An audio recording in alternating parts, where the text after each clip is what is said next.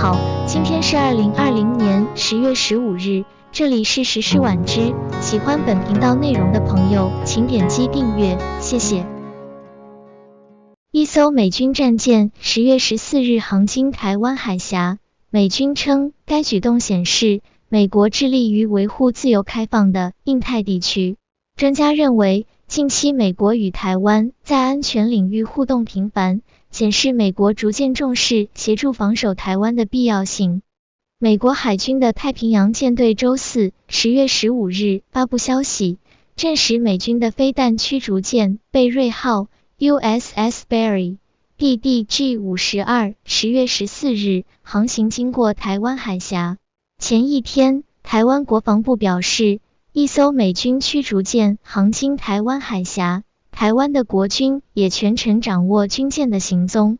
根据台湾国防部统计，这是美军今年第10次有军舰航经台湾海峡。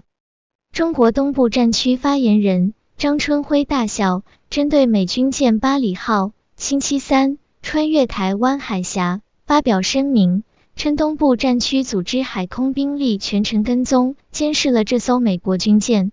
声明说，美国在涉台问题上频频向台独势力发出错误信号，严重破坏台海地区和平稳定，并要求美方停止滋事搅局。中国国家主席习近平上午在深圳经济特区建立40周年纪念大会上发表讲话时，因连番咳嗽而引起关注。党和国家大局上想问题、办事情。深圳是大湾区建设的重要引擎，抓住粤港澳大湾区建设重大历史机遇。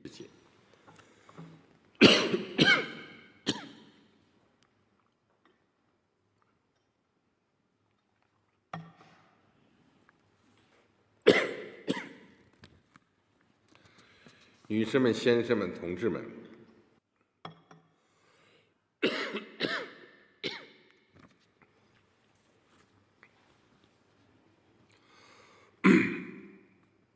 中国特色社会主义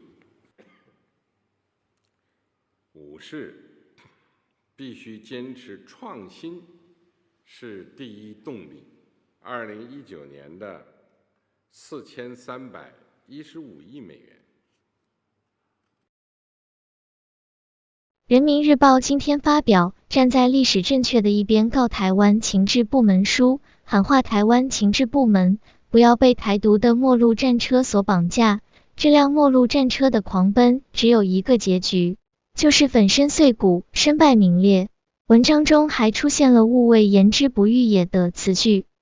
美国总统夫人梅拉尼亚在白宫网站发表文章，麦述自己早前患有新冠肺炎的经过，同时透露他的14岁儿子巴伦特朗普亦曾经一度染上新冠肺炎。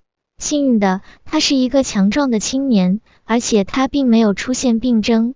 他说，目前巴伦的检测结果为阴性。